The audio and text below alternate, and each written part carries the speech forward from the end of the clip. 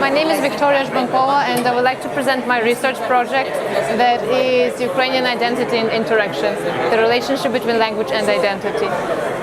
So the research project that was conducted in the Department of Modern Languages and Cultures and under the research initiative of democratic reforms in Ukraine was about the Ukrainian diaspora here in Canada, in Alberta and Edmonton, and about the recent immigrants who came here and how they use different languages, i.e. Ukrainian, Russian or English, and their identity. How the identity issues correlate with their language issues, and language preferences and language practices. So we conducted interviews and in 3 languages.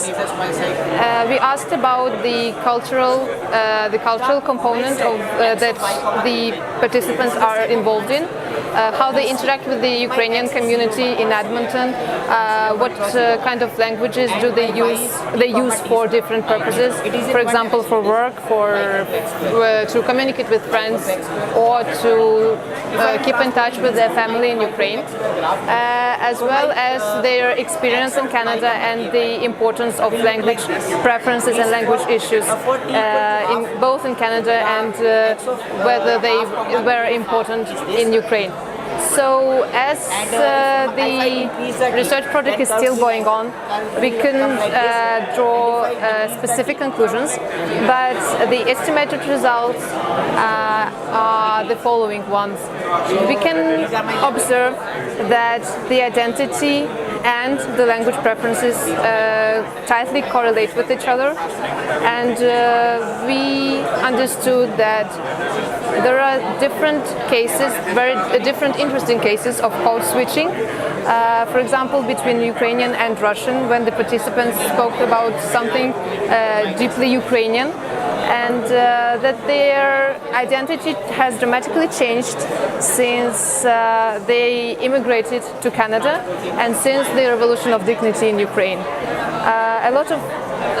It also can be stated that a lot of social, political and cultural events influenced the languages they use as well as their identity. So thank you very much.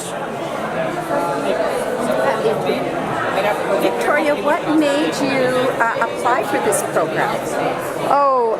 It was actually my purest interest in the internship, as well as my interest in Canada in general. I wanted to explore some Canadian culture. It's my first time in North America, so I wanted to try to be involved, to contribute to some other projects, as well as the fact that being in Canada is also part of my studies, but it wasn't my priority. My priority was to explore new culture and to get involved in some Ukrainian projects, because I also, as I am Ukrainian, I would like to contribute to my country and to other research projects that are connected with Ukraine.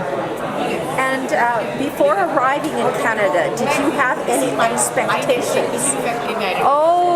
Of course, I think that everyone has some kind of expectations, but I think that my expectations were not like that great. I mean, I expected to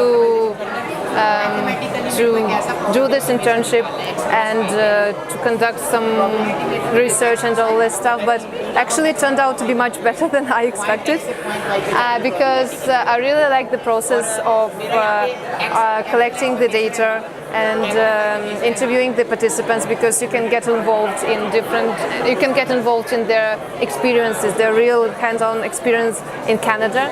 And of course, I was impressed with the Ukrainian community here, their active participation, as well as a lot of Ukrainian projects that are going on right now. What kind of skills are you taking home that you might not have had before you arrived? Well, definitely experience in research, as well as different kinds of volunteer experience, because I also volunteer in another project that is connected with some initiatives, democratic and other types of initiatives that are going on in Ukraine. So also some kind of also like practical experience, for example, transcribing the interviews, also dealing with, communicating with people from different backgrounds and different ethnical and cultural backgrounds, as well as organizing some events. So thinking about the organization of the UARE program, would you recommend other students from LMU of to course participate? Definitely, it is definitely worth it, and it's an amazing experience for everyone. And I would only say that it's the best experience probably in my lifetime. Okay, thank you very much. Thank you.